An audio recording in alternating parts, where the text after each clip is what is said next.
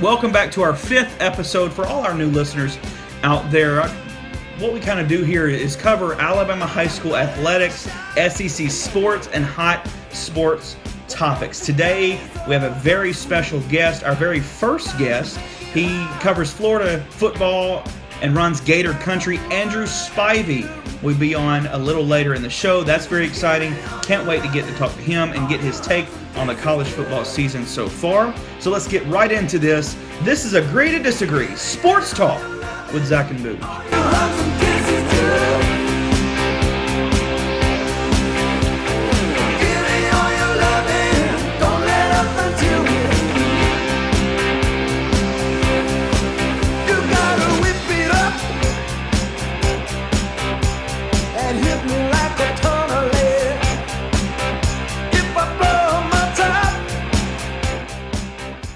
All right, some of the few headlines this week, some of the few big headlines this week. Turmoil in Tennessee. We have Jalen Hurd transferring and Tennessee losing to South Carolina. Tennessee was at one point on top of the college football world in my mind. Now it seems like they've smashed into the ground. Yeah, we recently heard the news out of Knoxville that Jalen Hurd intends to transfer. A lot of people thought it was just a rumor, just more flame to the fire that is Tennessee right now, just the drama that is going on over there. And then Butch Jones comes out in his press conference and confirms that Jalen Hurd is indeed transferring. And this is coming off of a bad loss at South Carolina, where they fall to 5-3. Like Booz just mentioned, everybody thought that the East was theirs this season. And right now it's not looking too great. They still have a chance to get to Atlanta, but things aren't really looking well right now due to all this off-the-field issues. Butch confirming that there was a team meeting led by players where some great things occurred, trying to get their minds back on track to try to finish the season on a high note. It'll be interesting to see what happens in Knoxville the rest of the season, Butch. Now we have a number of unbeaten teams that actually were beat last Saturday. West Virginia, Baylor, Nebraska, and Boise State. Zach, what do you think about that? Yeah, a lot of these teams I thought, weren't for real. I thought at some point they would lose. I thought out of these teams that West Virginia had the best shot of remaining unbeaten due to how the Big 12 is right now. It's on a down year, but I thought Baylor would lose at some point. I thought Boise State would probably win out, but I knew they wouldn't be a threat to get in the playoff this year. And I thought Nebraska was going to lose because they still had Wisconsin and they had Ohio State on the schedule. But now that leaves 5 teams that are still unbeaten: Bama, Clemson, Washington, Michigan, and Western Michigan. And some interesting schedule tidbits is Michigan still has Ohio State, so that could be a little slip-up. Washington has USC, who has improved after the rough start, and they have Washington State, looks to be a different team this year. And Bama has LSU and Auburn. So it'll be very interesting to see how these teams deal with their schedules down the stretch. Clemson really looks to have the easiest schedule out of this bunch. The other schools have a couple of games that could present some slip-ups. Now let's just take a moment just to review what happened this past Saturday. Kentucky, Mizzou. Mizzou lost to Kentucky. A few years ago, they came into the SEC, and really I wasn't scared of them. Nobody really was. And all of a sudden, they went to the SEC championship, and then went to the SEC championship again, lost twice. Since then, they've gone downhill. Nothing's really changed. I don't foresee in the future that Mizzou is going to get back there. Maybe something crazy will happen. I just don't see it. Kentucky has won 5 of their last 6 games, and they really dominated this game. This was a game that they really needed to win to get bowl eligible, and it looks like they will get that 6th win for sure when they play Austin Peay. They could beat some other teams in their schedule. We'll talk about that later. They really dominated this game in all aspects, in all categories. They had 377 rushing yards, and Snell and Williams really held their own. They have become a really nice two-headed rushing attack in this conference. We're in a conference that has a lot of great two-headed monsters in the rushing game. You got Leonard Fournette and Darius Guice. And now this tandem really has shown up. And Snell had 38 carries, 192 yards, 2 touchdowns. Boone Williams, 19 carries, 182 yards, 1 touchdown. And think about this right here. Since September 24th, Missouri has not won a game. And that's when they beat Delaware 78-0. So they were really feeling good about themselves after that game. But they haven't won since then. September 24th. That's a while ago. And their defense is just bad, dude. They allow 478 yards per game. And you can't do that in the SEC and expect to get wins. Tennessee, South Carolina. Tennessee continues to fail. We talked about it a little earlier. They were on top of the college football world just a few weeks ago, as I said, and now it seems like they're on the bottom. They have to win the rest of their games, no question. If they can't, Butch Jones might be on the hot seat going into next year. He's been there for a while. He hasn't really done anything. He keeps talking about building the brick wall. He keeps talking about building the wall with bricks, brick by brick, brick by brick. Well, it started out like that during the season, and all of a sudden the brick wall was demolished. On the other hand, South Carolina, they needed this win. Muschamp needed this win. It was starting to look bad, but after Saturday, Muschamp proved he could win a big game, and believe me, this was a big game. Yeah, Tennessee, just watching this game, they lacked motivation and passion. They just looked out there. They had no energy. They just looked like zombies, and this is coming off of their bye week. So I thought they'd be out there fired up, ready to play and get this thing back on track. In South Carolina, I've been very impressed with their fan base all year. Everybody knew that this was going to be a rough year one of a rebuilding era in South Carolina, and the fans have been fired up. They have shown support for their coaches and for their team, and I respect that. And they got a great win. The freshman Jake Bentley that they pulled the red shirt off of is the real deal. Booge, he should be playing this Friday in state playoffs. He is technically could be a senior, but now instead he is in Columbia. They are 2-0 under him. And Rico Dowdle, the star running back, is back. He had 27 carries, 127 rushing yards, 1 touchdown.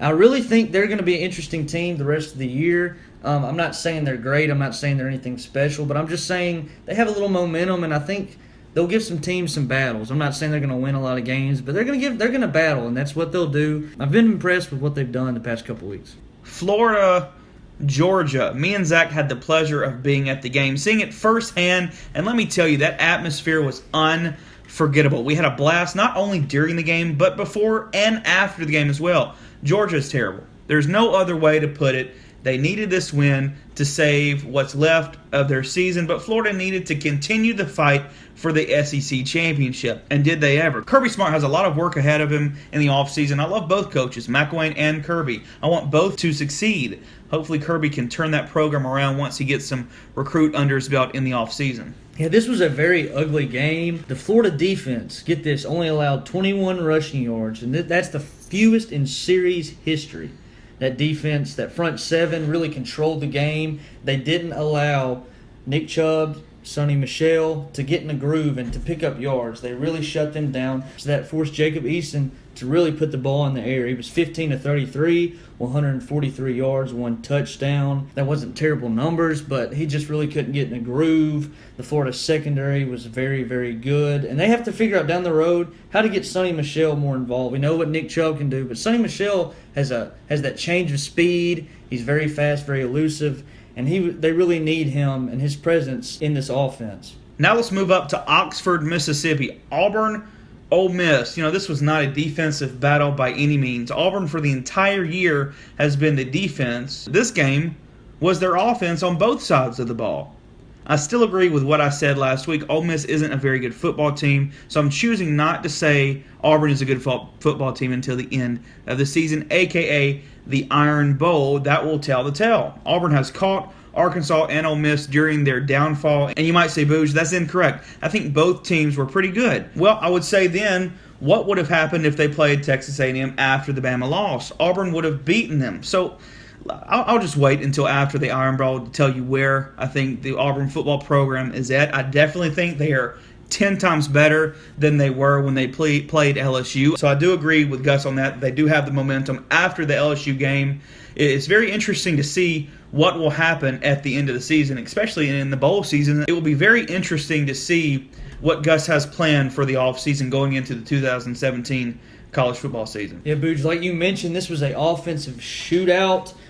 Sean White, 15 of 22, 247 yards, 1 touchdown. He's been pretty consistent over the past couple weeks. Since that Clemson game, I really think that he has shown a lot of improvement. They've been riding that running game, but it will be interesting to see what happens when they are forced to get into a passing game where they have to pass it all over the place, where Petway really can't get going because teams are keying in on him. So that'll be interesting to see when that happens. Speaking of Petway, 30 carries, 236 yards, one touchdown. He is a beast. and he's doing some great things for that offense. On the other side, Chad Kelly, another Chad Kelly type game, 36 of 59. 465 yards, 3 touchdowns, 1 interception. It's just hard to see when an SEC team throws the ball 59 times. You have to have balance. You have to run the ball. And they're not getting any production from Akeem Judd and Brazeley. 105 rushing yards is what they got for the game. And 40 of that is from Chad Kelly. They got to get some production from the running backs. And I think Coach Hugh Freeze really needs to address that and get the running game going. Now let's switch gears here. For the very first time, we have a guest on the show. This is very exciting. Andrew Spivey is here. Zach, aren't we excited to have Andrew Spivey on today? Man, we're so excited to have you, man. We really appreciate you joining us. Yeah, guys, anytime. I'm down. Love talking SEC football. Even though you guys are up in Montgomery, being in Mobile, yes, we can talk Florida sports without getting beat up. That's right. Let's ask you a couple questions here. Give our viewers and me and Zach a little background about yourself, how you got started, what you're doing now. Just give us a little background. Yeah, well, I actually coached ball down in Mobile, Alabama, before starting the GA at South Alabama when they first started their program, and kind of got out of it, went into the recruiting side of things, and joined up with Gator Country and started doing recruiting with the University of Florida, covering all their recruiting, football, that kind of stuff. So just really anything Florida sports and recruiting I do, and really enjoy it. Coach McElwain down there is doing an incredible job, and just a lot of fun covering recruiting, being able to travel with the team and see games. Just a lot of fun, really. How'd you like that Florida-Georgia game last week? It's my favorite week of the year. I love going to Jacksonville. You guys were there. I'm sure you guys enjoyed the atmosphere. That atmosphere there is unbelievable. It's just kind of me being from Mobile. I told someone it's kind of like Mardi Gras with football. What more can a guy ask for?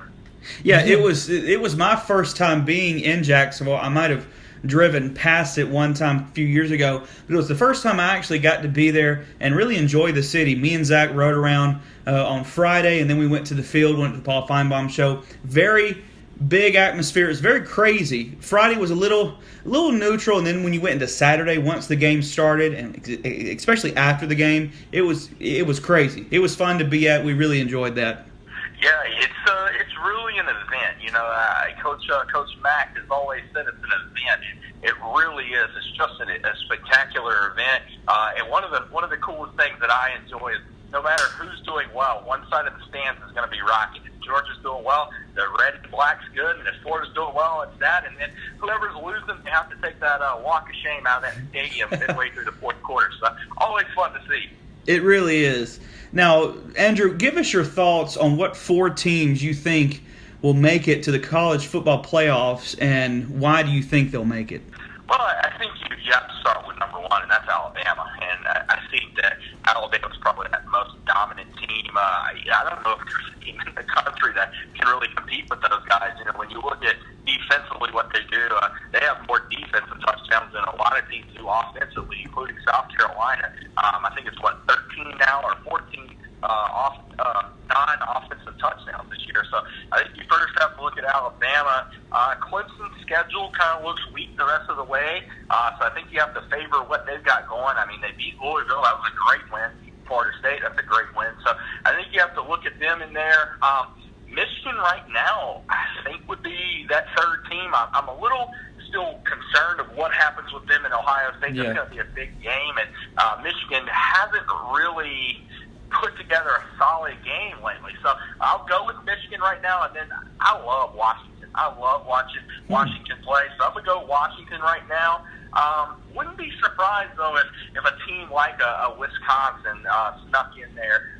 Maybe Baylor comes back. I doubt it. And then, quite frankly, you still got Florida looking out. You still got Auburn looking out. So you got a few teams that are on the outside looking in right now that could make a noise down that stretch. Yeah, crazier things have happened. I was on my way to Zach's house today, and I heard on the radio that somebody was saying that Auburn might have a chance to get in the playoff, at least get into the talk about the playoffs, because, crazier things have happened. Yeah, I'm not going to lie. I was having conversations with people at the beginning of the year thinking, okay, who's going to replace Gus Malzahn when they don't win a game in the SEC? And then, boom, look what happens now. They're number 11 in the AP poll. So stranger things have happened. The one thing that I'm really interested to see what Auburn does against a team like Bama or a team like Georgia. What happens when the running game is not there? Can Shaun White really, execute the game plan? I'm still not sure what that is. Gus may have a lot of people fooled, but hey, like you say, stranger things have happened. And in the Iron Bowl, as we all know, anything can happen. Yeah, I think that's the game that will tell the tale for both teams, really, especially Alabama coming up this week. Actually, tomorrow, LSU-Alabama plays. After that, if Bama can get past them, their final tell-all will be that Iron Bowl for both teams, Auburn and Alabama. Now, speaking of Auburn and Alabama, this is a heavy Bama-Auburn territory. Give us your thoughts on the Bama-Auburn so far this season, Alabama's program and Auburn's program as well. Yeah, I think Bama just continues to do what they've been doing, and that's, have great defense. The one thing, though, that is surprising is Jalen Hurts. As good of a player as I thought he was coming out of high school, I don't think anyone, including myself, thought he would do near as well as he was or has this year, and that's really probably been maybe the top offensive player in the SEC this year. He's been that good. I just really like what Lane Kiffin has done with Jalen, and Damian Harris is doing really well. But it just seems like they've been able to get everything clicking on offense and not relying so much on the defense, even though the defense is still doing really, really good. I think that the depth that Alabama has is what makes them so elite. You look at Eddie Jackson going down, well, you just pop in another 5-star. So that's kind of where it goes with them. They have struggled a little bit on the offensive line, but, they have to have some kind of weakness. So with the way that Auburn's been playing lately and the way that LSU's been playing, Texas A&M still in play, how do you see this SEC West race playing out? Yeah, I read a stat the other day, and it was pretty interesting. It said that if Alabama, Auburn, and A&M all finished, it would go to, or all finished in a tie, that it would go to their record against the East. And when you look at their the three East teams, or the three teams of who they played in the East, it's kind of been a little down, but they said Alabama would go. So I think right now I'll stick with Alabama, but I just wonder how well Texas A&M is going to finish if they work themselves out of that tiebreaker. Maybe the Iron Bowl becomes a winner-take-all for the West. Still seeing what I know about Shaun White so far, I'll stick with Bama finishing in the West at first, and then probably Auburn 2 and A&M 3. So now let's move over to the East. The East, the past couple of years, has been kind of down. That definitely looks to be the case this year, where it looks like Kentucky is sitting at number 2. How do you see things playing out in the East? Is it the East or the least? I kind of joke about that, and I hate to say it, I cover the Gators, but wow, the East has just been really bad.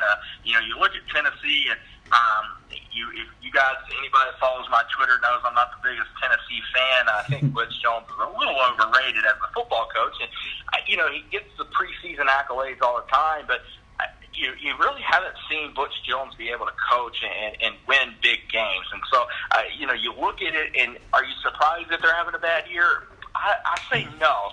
What I am surprised is that Kentucky found a way to be number 2 in the East, and then how bad Georgia has really been overall. Losing to Vanderbilt is just unspeakable. So Florida really got a gift in that South Carolina win over Tennessee. So it's Florida's game to lose over in the East. So we saw the success that Coach Mack had in his first year last year getting to Atlanta, and this year looks to be, on the same course. What are some of the biggest improvements that you've seen from this Florida squad from year 1 of McElwain, from year 2 now? Yeah, I think the biggest thing is the offensive line play. The offensive line play was, just dead to the wall when Coach Mack came aboard.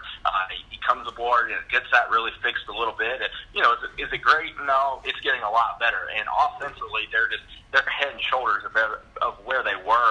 I think it was since 2012 that Florida had 2 500-yard games against SEC teams. That happened this year against Missouri and Kentucky. So the offense is just really getting better. It's still not where it needs to be, but it's getting better.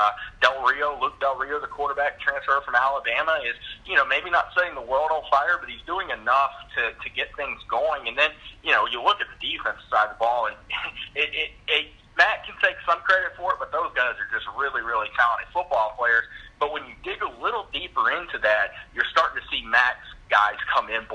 on that as well. And I think he's just really improved the depth. I think the team now has a look ahead of we want to be better than just get to the championship game. And if you're spending a little time around the program, you just get a sense that something special is going on with Mac. He's just a great guy. Anybody who ever gets around him has nothing bad to say about the guy. Now, Andrew, what does Florida have to do to win out down the critical 4-game stretch that they have coming up? Arkansas, South Carolina, LSU, and Florida State. Well, can they cancel the LSU game again? No. To be fair, I think the biggest game for me personally is that LSU game. Florida hasn't won a SEC West road game in 4 years. That should change tomorrow on Saturday when they go to Arkansas. I expect them to win the Arkansas game and then win the South Carolina game, and that would clinch the East. So you go to that LSU game, and what is your guys playing for? And that's something Mac has continued to preach is don't get complacent. And I think that's going to be something to look out for. Of course, the storylines are going to be that LSU called Florida cowards for not wanting to play. That's out there. That's a bulletin board that Florida's going to have.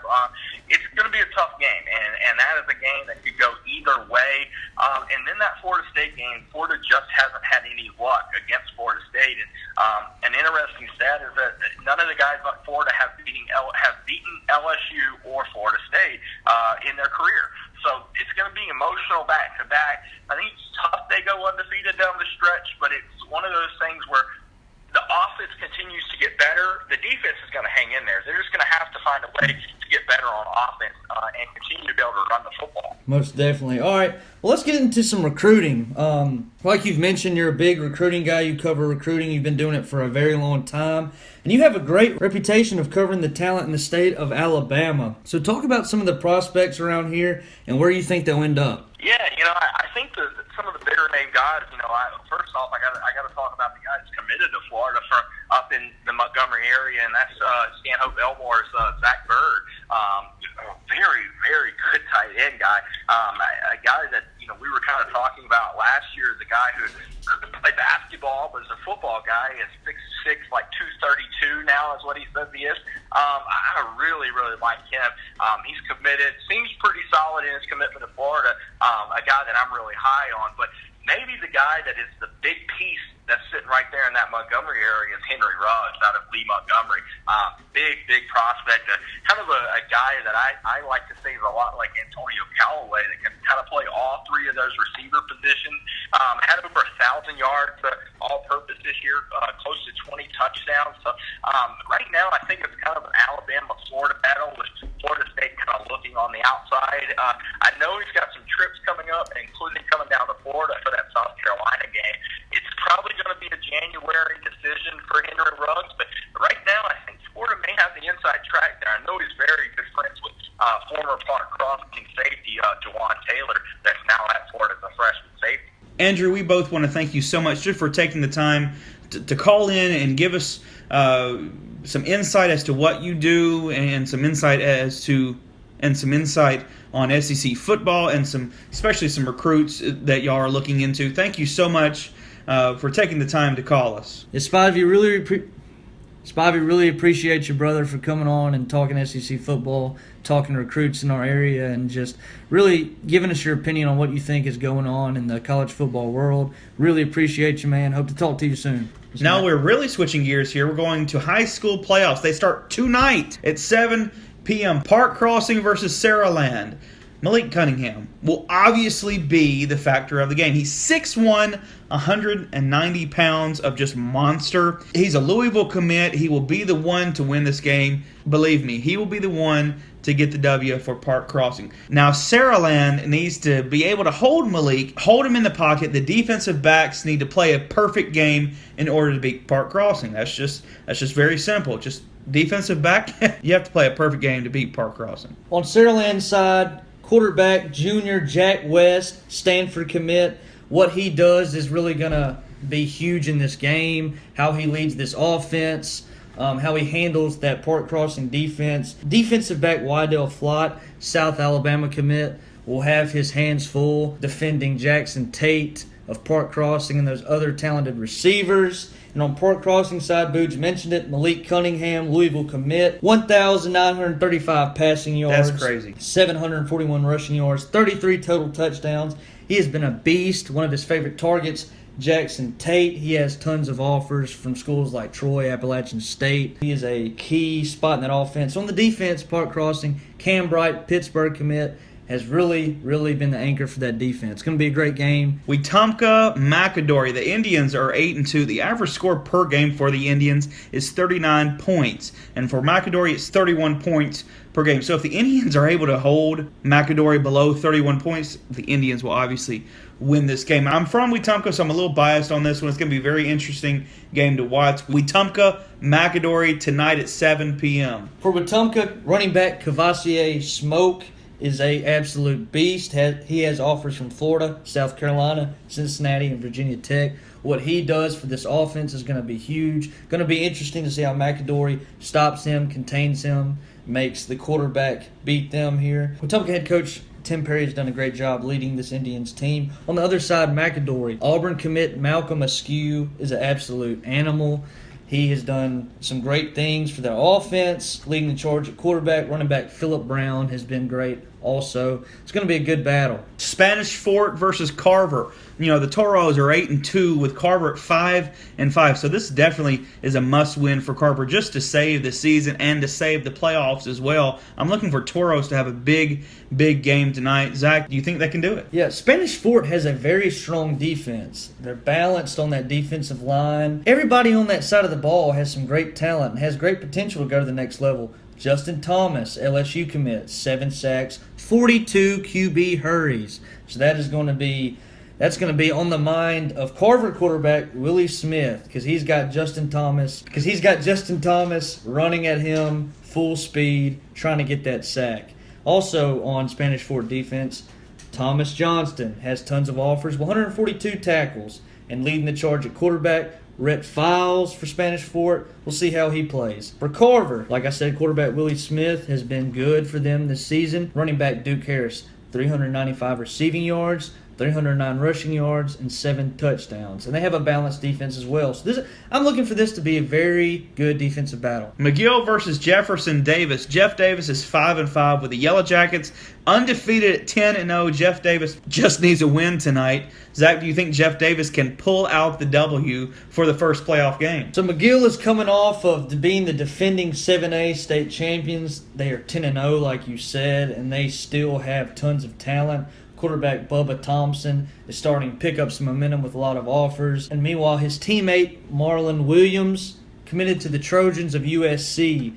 They have tons of talent on that offense. Jalen Talbert is very good running the rock for the Jackets. JD got a pretty good underrated quarterback over there. Zeron Haney, 1,884 yards, 18 touchdowns, 3 interceptions. Got some studs on the defensive end. Alec Jackson, Preston Mixon, Zion Gilbert. Going to be a pretty interesting game. Now let's get into the SEC football games tomorrow. Texas A&M versus Mississippi State. It's going to be an offensive massacre. Texas A&M will run and throw the ball all over Mississippi State's defense. I think it's time for a coaching change at Mississippi State. They'll have to look at that at the end of the season, but me personally, I think it's time. I think it's past time. Booge, I think the rest of the season and all the games that Texas A&M played, it's an eye test because they have that one loss. They need to look good the rest of the season. They're still in play to get into the SEC championship. Oh, one-loss team, and definitely. to get into the national championship. But I do think they really need to handle the teams that they play the rest of the year. And really in this game, keep your foot on the pedal. Really score some points on this Mississippi State defense, who gave up 627 yards to Samford,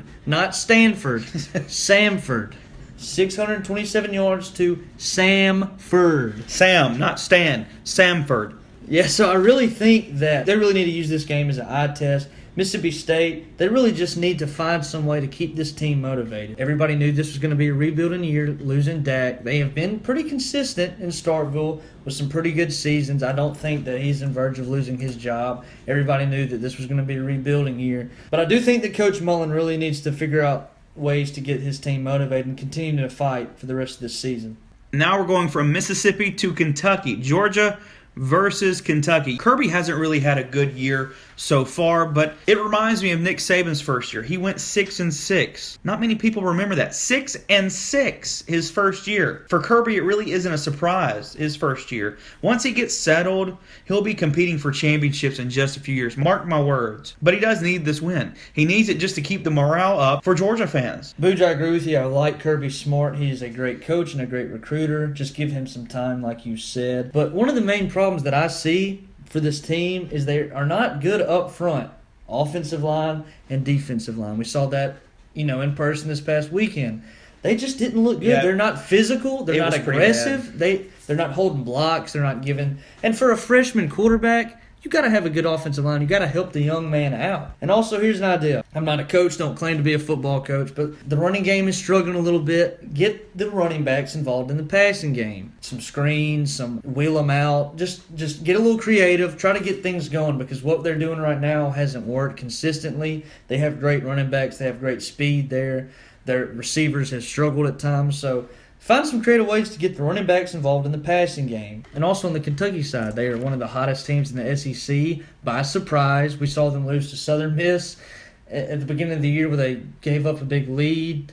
And we were all thinking, okay, typical Kentucky football. Where's the round ball? Where's Rupp Arena? Time for basketball season. Mark Stoops has done a great job shifting focus and moving on from that loss and gaining some momentum. Like I said earlier, 5 of the last 6. They have 2 great running backs, Snell and Williams. They differ from each other. One is a speedster, one is a more ground and pound. They have done great things this year, and they really got to force Easton to beat you and really put pressure on him. Send that defensive line, send those blitz, pressure Jacob Easton, make him beat you, and I feel like that's going to be the game plan. Auburn Vanderbilt. Zach, what do you think? Vanderbilt actually has a pretty decent defense. They're good at stopping the run, so that'll be kind of interesting to see if they can really force Sean White to make some big throws, really take the running game out of it. That's their only bet, is to really take Cameron Petway, take Kerryon Johnson, take that re-option out of the game, see what Sean White can do throwing the ball down the field. And Vandy, their defense allows 240 pass yards and 153 run yards per game. Test that defense. Try to get some momentum for Sean White throwing the ball, because when you play Alabama, when you play some other teams, they're really going to force you to throw the ball. Sean White really needs to test those corners early, catch them sleeping, make some big plays down the field. Auburn defensively.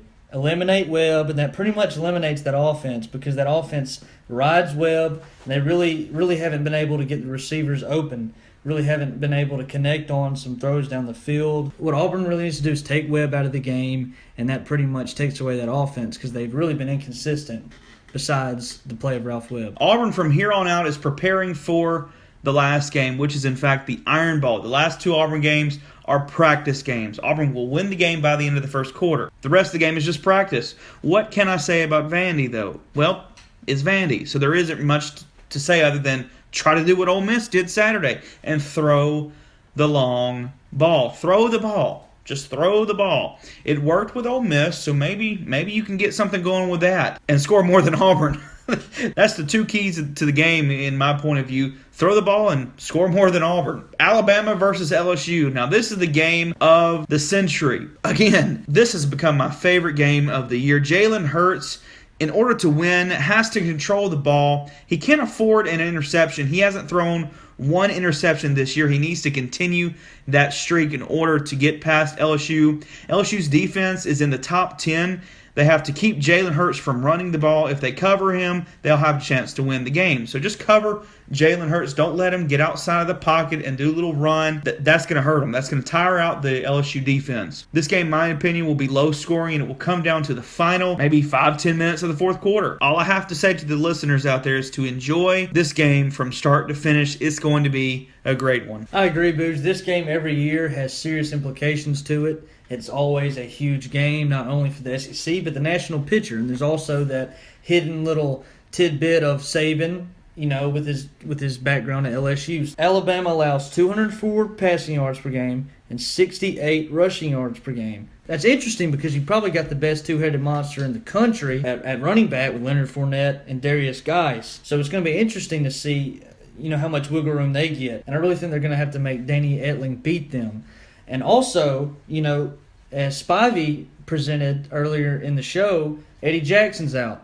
And that secondary has probably been one of the weaker units of this star-studded team. It always is, though. The secondary is always. And without him out, Booj, he's the quarterback of that back unit. He's telling the younger guys what's going on. He's switching some audibles. He's back there communicating.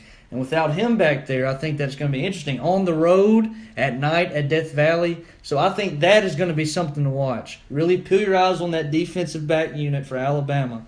Zach, it's time for the quick score segment. Troy versus UMass, 24-17 Troy. I got Troy 35-28. Troy is 6-1. They're receiving votes in the AP ballot. Very good season for Troy so far. South Alabama versus Louisiana Monroe, 28-24 Louisiana Monroe. Got South 20-14. Now South, some people are forgetting they have wins against Mississippi State on the road, and they beat San Diego State. Some pretty decent wins. They're a mediocre team, but I think they get this W. Missouri versus South Carolina, 27-14 South Carolina. South Carolina 28, Missouri 17. A lot of momentum in Columbia right now. I'm riding that. Gamecocks get the W. Georgia, Kentucky, 28-21 Kentucky. Kentucky also with momentum. I think they get this win, 24-16. Texas A&M versus Mississippi State, 42-14 Texas A&M. I got Texas A&M 45, Mississippi State 14. That offense is too much for that pretty bad defense in Starkville. Auburn versus Vanderbilt, 54-17 Auburn. Got Auburn 31, Vandy 10. LSU, Bama, 28-21 Alabama. Got Bama 20, LSU 17. Now that is going to be, like we just talked about, all eyes on this game. Going to be a great weekend. And that's all for us. This is the 5th episode of Agree to Disagree. Sports Talk with Zach and Booj. Thanks for listening, everybody. Enjoy this weekend's games, whether it be high school playoffs or college football. Send us any questions that you have. Our sports handles are on Twitter at ATD Sports Talk. We have Instagram at ATD Sports Talk, a YouTube channel, Agree to Disagree Sports Talk, and also on iTunes, Agree to Disagree Sports Talk. And also another shout out to Andrew Spivey. Andrew, man, thank you so much for being on our show. It's some great insight into what's going on in the SEC. Great conversation. It really was. He's a joy to talk to. Everybody, follow him on Twitter at Andrew Spivey GC. Also, you can find his website, GatorCountry.com. He does a great job over there. So everybody, follow him. Y'all have a good week. Have a good one, everybody.